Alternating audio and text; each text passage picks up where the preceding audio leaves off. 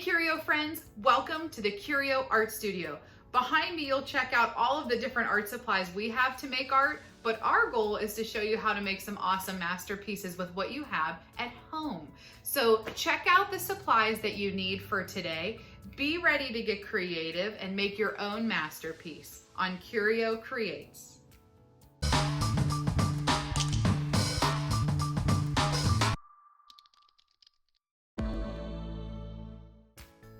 Here's what we will be using today to make our art project. Remember, use what you have at home. It's okay if you don't have the same things that we do.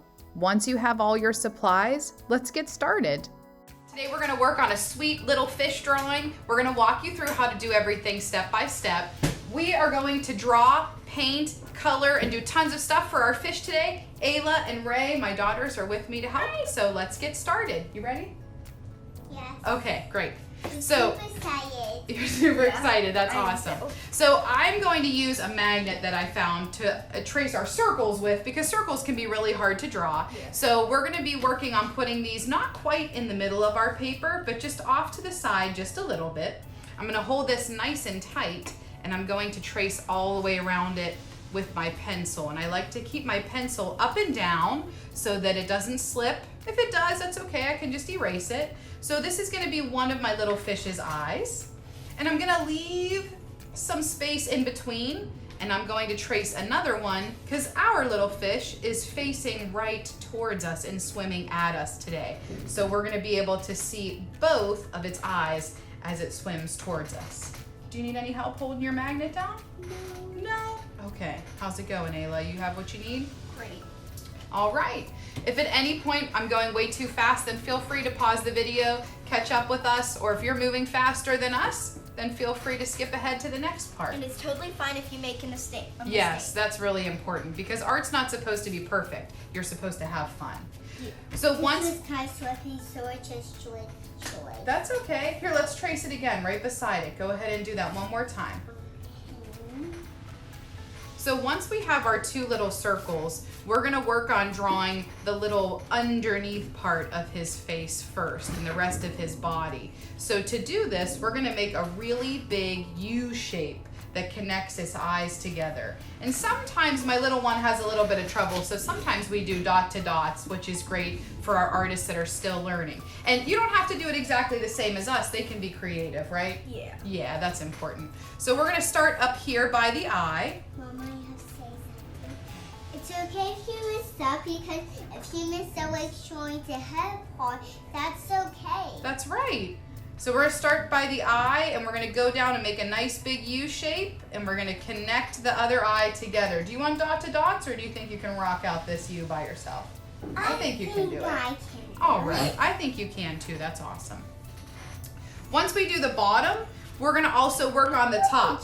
So I'm gonna make a little dot for you right here. I'm gonna make a little dot for myself up here because this is how high I wanna make sure I draw my fish's head. Sometimes I make myself little dots so I can see where I wanna go to. So I'm gonna start at the eye. I'm gonna go up and I'm gonna touch this dot, and then I'm gonna, after the dot, go back down to the other eye. And now I have this little seed or teardrop with giant eyes looking at me, which is great. No, I like that he looks rounded. Are you gonna do a boy or a little girl fish? What do you think? I'm gonna do a boy. You like to do the little girl fishes and all kinds of drawings, huh? So we wanna make sure our fish can see where it's going. That's important. We don't want it to swim into a rock. So we're gonna give it some little pupils in the middle. We're gonna do two little circles right here. Oh, yours are big. I like that. And I like the eyelashes that you added to it. That's awesome. We're gonna give our fish a little face, because that's important. We want our fish to be able to have a nice little smile. He needs talking. Yeah, he needs to talk and smell. So I'm gonna give my fish just a little regular smile, like this. My last try. Yeah, I was gonna say, if you didn't get it right the first time, that's okay. Sometimes we just go with it and we learn from what we're working on. So you want to give him a little smile. Mine looks kind for you now. Is it gonna be a lumpy fish? No, he's gonna be a perfectly fine fish. He's a little lumpy head. He's fine. He's totally fine. It's okay if you make a mistake. Right, we're learning. So we're gonna do 2 little fins so that he can swim from side to side. Yeah. I like to make these down here, and I make them little U shapes again, but you could make them a different shape. But what you don't wanna do is spend all your time erasing, you wanna spend your time drawing. So we're gonna do our little U's for little fins, and they kind of are off to the side just a little bit, like this. Oh, you're gonna do them up there? What are those, little cheeks? That's cute. All right, we're gonna do a little fin up at the top. I'm not gonna do it sticking off the top so it looks like little feathers. I'm gonna do it on the side just a little bit and add a little rounded shape off the top.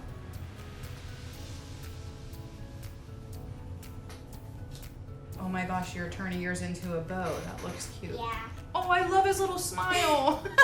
He's adorable. So we have a little bit of a problem. Eraser. Do you know what our problem is? It's not colored. Well, that's true. He's a little bit of a see-through fish right now. If we start to color in our fish, we won't be able to see our pencil lines anymore. So I always like to use something like a Sharpie or an oil pastel or a black crayon, and we are going to trace over top of our lines so that whenever we paint and we color stuff in, you're able to see our lines really well. And I push a little bit harder, not so hard that I break the crayon, but I like to push just hard enough that it gives a nice solid line. We're gonna be using watercolor, which repels from crayon. Oh, you're right. When we use our watercolor paint, the crayon is a little bit waxy. So whenever the water and the waxy crayon push together, they kind of fight each other off. So your black lines will stay there, which is really nice. You'll be able to see them, even though your watercolor paint goes on top of it. Kind of looks like he has bags now. No, he's perfect. Got a little thing on the outline, that's good. And then this is really good practice for little artists too, for fine motor skills, to try and follow along the line that they just made. If you want to add anything else, you can totally do that. I'm going to add a couple little lines inside the fin just to give it a little bit more of a texture to it. I'm not going to add anything in the background yet. I'm going to leave it just like it is. And that's going to be my little fish at the moment. I'm just going to keep them pretty simple. I'm not going to add too much. It's like you put on eyeliner. So while my kiddos are finishing their projects, I want to talk to you about what we're going to use to color in the fish. Of course, if you're at home, you can use anything you want to, but we're going to use a really cool art supply that's called a tempera stick. It's great for little artists. They come in these tubes, and they are paint that's in tube form. So when they glide across the paper, it does a really nice job of filling the space up really fast. So a lot of times younger artists don't have a ton of patience to sit there for a really long time in color, but these really thick tempera stick paints are the perfect thing to get a nice quick background or to color something in really solid and really quickly. We're gonna have to share these. I don't have enough for each person to have their own set. Yeah. So we're gonna use them to color in our fish. So we're just gonna color in our fish. I love the color blue, but I'm not gonna use blue because our water's gonna be blue. So I'm going to use, I'm gonna use orange. Okay. What are you gonna use? Mom, are we gonna do Are we the outlining little fins as legs? Nope, you did your little fins right there. Are we outlining it? No, we already outlined it. So now we're gonna color in our fish. Oh, okay. So you can see how smooth these are to color in things really nicely. And of course, you don't have to do your fish just one color. You could do it multiple colors. You could even do them, oh, I think maybe I'll do like a little bit of a tie-dye look to them. Maybe I'll do like half of it this orange and half of it another color. Ayla, you are putting a lot of thought into this. Make him look like an acorn. He looks like an acorn already. I could have done a little brown top on him. Oh, that'd be My little fall fish. This could have been an acorn part. The cool thing about Candy these corn. is that they go on really nice and smooth, and they're kind of wet when they go on, but then whenever they dry, they're really nice and kind of non-smeary to the touch. That's a legit word, non-smeary. Okay. Are you gonna color your fish in, or are you just gonna watch me? Just trying to think. I want to make him purple. Okay. I think. Can Ayla use this? Yeah. Awesome. It's a darker purple. More of a plum, if you will. Yeah, I want him to look like a plum. Plum the plump fish. Oh, wait. You gotta name your like fish. this for like Oh, that would be awesome. the coloring. Do you need any colors from over here? Plum, the plum Yeah, I fish. don't have that much choices. Well, I'm definitely not going with black. For the eyes, I might use the black. I like to keep the eyes white so that everything else really stands out. I haven't used temper paint sticks in so long. My sister has them, but I've never used them. You're missing out. Yeah. They're like so satisfying the way they're so smooth on there. And they're like cream or something. Oh, yes, they are creamy. Maybe I'll do a Really couple like polka dots here. creamy. They have like a lipstick texture. And when you Lipstick. paint with Yeah. temper paint sticks, and you don't have like enough, you can always have more retaining lines and stuff. But when you actually make messes, you can't just walk away from them. You have to clean them up. Oh, Oh, do no, you try and my clean up mouth's your not messes at showing. home? No, My mouth's not showing. That's okay. If you cover over it, you can we can take this black temper stick and you can go over the mouth when you're That'll done. be cool. Yeah. What if people at home do not have temper sticks? Oh my gosh, you could use whatever you want to color it in. You could actually even paint it in if you want to, but they could use crayons, colored pencils, oil pastels, chalk pastels. Those are messy, but I do like those too for certain things. They could even paint it in too if they want to. That's yours. you should always say paint. Can I show our friends the next thing to do while you girls are still coloring? Is that cool? Of course. Awesome. Okay. All right. So for the background, one cool thing that we're going to use that also, like Ayla said, it does not let our crayon and our temper paint get covered up. We're going to use these awesome watercolor paints. They're super simple to use. It's nice because all of the colors are all together in one set, and all you need is a brush and water to be able to activate these, which is awesome. So we know that water tends to be in like the blue family, blues, green, sometimes even purpley looking. So those are the colors I'm going to use to paint in the rest of my project today. But obviously you can be creative and do anything that you'd really like to. But I like to really try and stick to realistic color choices whenever I'm doing examples like this. So I'm gonna stick to some realistic colors. I always talk about how when you're painting with watercolor paints, it's called watercolor paint because you need lots and lots of water. That's really, really important. So you want to make sure that you are spending time putting water in your colors. You should always have these little puddles in here because this puddle, this is actually the paint. If the puddle goes away, you need to put more water in there because you want to get that filled with your color. You don't want to ever be taking your brush and like jamming it down into the goopy color because that's getting way too much. So watercolors are liquidy, they're supposed to be flowy, they are supposed to be watery because they're called watercolor paint. And when we use watercolor paint, we use these really awesome big fluffy brushes that are really nice and soft so we can cover a lot of space at once, at least for this project. So I'm going to start to color in my water, get to use my nice favorite color of this really light blue. Oh, this one's this sparkly version.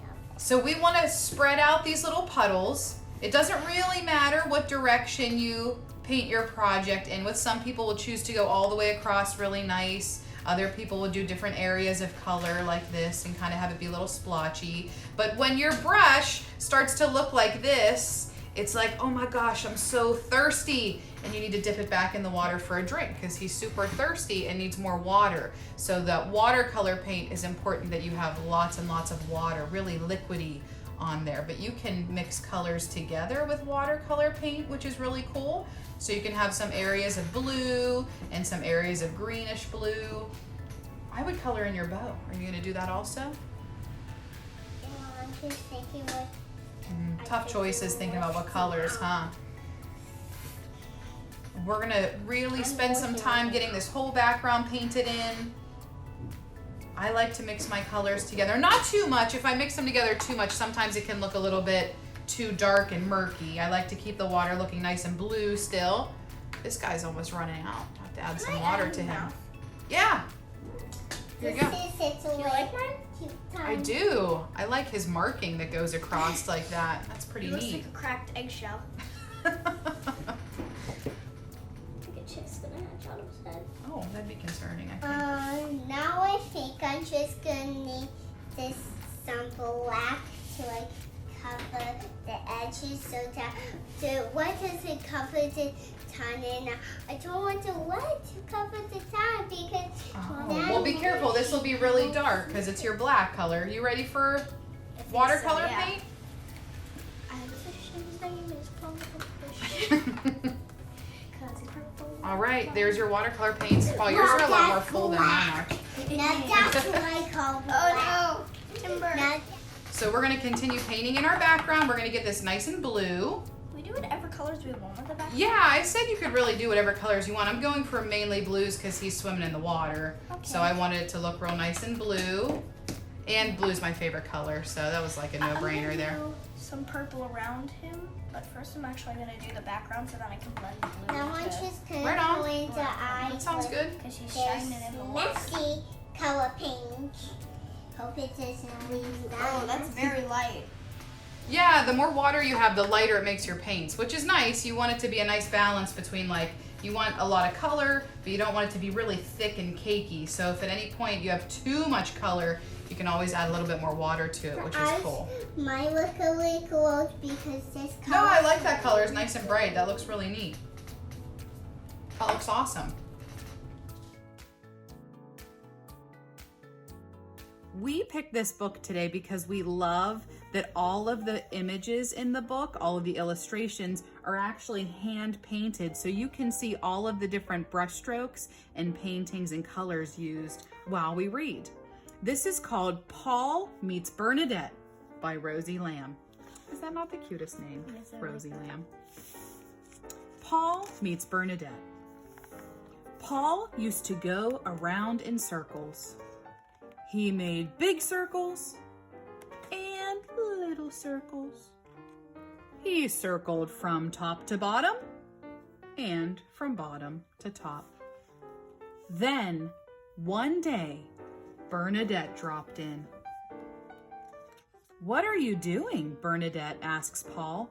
"I'm going round and round," says Paul. "What else is there to do?" "Haven't you ever noticed that there's a whole world out there? There are so many things to see. Come look over here." The fish are looking at the banana. They are, and listen to what they think it is. "What do you think that yellow thing is?" asks Bernadette. "Hum-de-dum," says Paul. "That," says Bernadette, "is a boat." "Paul, come over here," says Bernadette. "Do you see the forest with trees of every color?" "Yes, I do," says Paul. "How enchanting." "Do you see that round thing off in the distance?" "What do you think that is?" asks Bernadette. I just can't think," answers Paul. "That," says Bernadette, "is a cactus." "Aha," says Paul. "And what is that draped up there?" "Why, that's a lady's dress." "Oh, that is a dress. Of course, of course. What else could it be?" Paul says. "And I think it would look very pretty on you." Paul spots something big and blue. "What is that?" he asks Bernadette. "That," says Bernadette, "is an elephant." It does kind of look like an elephant when you think about it. Like that's the trunk and that's like one of its big ears. Oh, yeah, great. And both of these are his eyes. These are his And eyes this looking is- into the and trunk. And this is its nose, and this is its trunk, both its big ears, and I don't know that. I don't know either, but I definitely see how they could think it's an elephant. "Is she a dangerous elephant?" asks Paul. "She's not too dangerous," Bernadette tells Paul, "but you must not disturb her when she's feeding her babies." "Look up over there," Bernadette exclaims. "A Lunetta butterfly." "Oh, how lovely she is," thinks Paul. "And do you see the tall buildings over there?" says Bernadette. "That is a city." What's the name of the city? Asks Paul. Milwaukee, Bernadette tells him. Are those 2 bright yellow circles down there fried eggs? Paul asks Bernadette. Are you crazy? Says Bernadette. Of course they're not fried eggs. It's the sun and the moon. Meanwhile, he was right, huh? There is just one more thing in the whole world, says Bernadette. What is it? Asks Paul. Bernadette motions down below and tells him, it's a fish! Bernadette has shown Paul the whole world. And so Paul doesn't go around in circles anymore. He has something much better to do. Now Paul goes around Bernadette. What a great story. Paul Meets Bernadette by Rosie Lamb. Let's get back to the Curio Art Studio and see how our projects are coming along. I'm going to do this color board just for the bow. Okay, sounds good. Mine's nice and soggy now. Have to wait for it to dry. Oh, that's neat, This is Ayla. like the ocean colors. Like he's reflecting in the water. That's awesome. I love that idea. So when you get done painting your fish, you can really start to add anything you want to your project. You could add seaweed down at the bottom. You could do it with crayon, oil pastel. We could use more of these tempera sticks if you want to draw stuff onto the bottom with. And I always love to add bubbles, especially with underwater stuff. And you can do that with lots of different things. We picked these up. They're little foam stampers, so it's nice because they make nice little circles, which are fun. And I'm just using regular white paint for this. This is acrylic. It's not the watercolor paint. But I like to make it look like there's some bubbles coming out of my fish. So I like to stamp it down, give it a little twist, and lift it straight back up to make these kind of fun little bubbles. And they come in all different sizes. This is the smaller one. I just wanted to do a little bit. I don't want to be like too crazy with it. Because sometimes... Can we allowed to put some sand? Like maybe Yeah, if you want to. At the bottom? Sure. Okay. Sometimes when you use yellow with blue, it blends together and looks green. But if you want to do that, you can. I'm going to use orange instead. That's cool. I know it might make brown, but that's okay. You're right. You're right. That's awesome. It might. Oh, this color actually kind of looks like sand. Nice. You can also do stuff like if you have the back of a pencil, you could dip this in here and you could stamp and make those a little bit smaller bubbles. You could use things like Q-tips. You could even use the back of paintbrushes. Sometimes those get really small, which is cool, and you can make itty bitty teeny tiny little dots to look like bubbles too, which is cool. So I'm gonna give my fish some bubbles. Sometimes what I do is I kind of you can draw at each place, and when it comes to us, I'll just like split the dots a little. Nice. Then I'm gonna use some of these tempera sticks again to make some of these little wavy seaweed pieces. My project happens to be dry already, but at some spots is dry, some's not. But if you want to wait for it to dry and then come back and do this, that would be a good option too. Do you have a fly coming to visit you? Yeah. A little friend hanging He's out? on a vacation to America and he wants to come and say hi. He's like, hey, I love your videos. I'm one of your biggest subscribers. I'm gonna subscribe with my itty bitty fly television phone. This is where you could really be creative with stuff too, like Ayla's doing some sand. If you wanted to add some different kind of coral pieces in there, you can do that. Seaweed's all different kinds of shades of green. Sorry, Ray. Sorry. You missed me. That's good though. It's okay. You don't need to try and get me again. Need the water. But I love that these tempera paints are so easy to use and non-messy. I know Ray's still young, but whenever my kids were super little, you know, anything that they can really enjoy and have fun with but doesn't make a huge mess is always like a parent win for sure. I think I'm gonna leave it just like it is. I think that looks good for right now. I'm gonna let these two continue painting and keep working.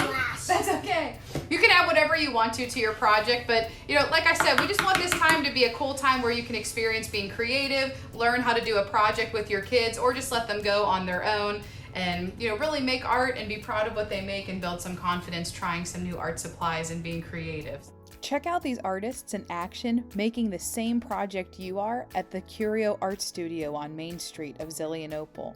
Feel free whenever you're done to ask a grown-up if it's okay that they take a picture of you and upload it to social media. Tag us at Curio Cool on Facebook or Instagram so we can see the sweet project that you worked on. Thank you so much for taking the time to make art with us today. I hope you had as much fun as we did. If you would like to have more content or always be in the know of something cool that's happening at Curio, be sure to subscribe to our YouTube channel and our website at curiocool.com. This will keep you updated with any new classes, events, videos, kits, art supplies, art shows, and more. When they're all done. Let's say goodbye to everybody. Bye! See ya! Make sure to subscribe and like. Yes!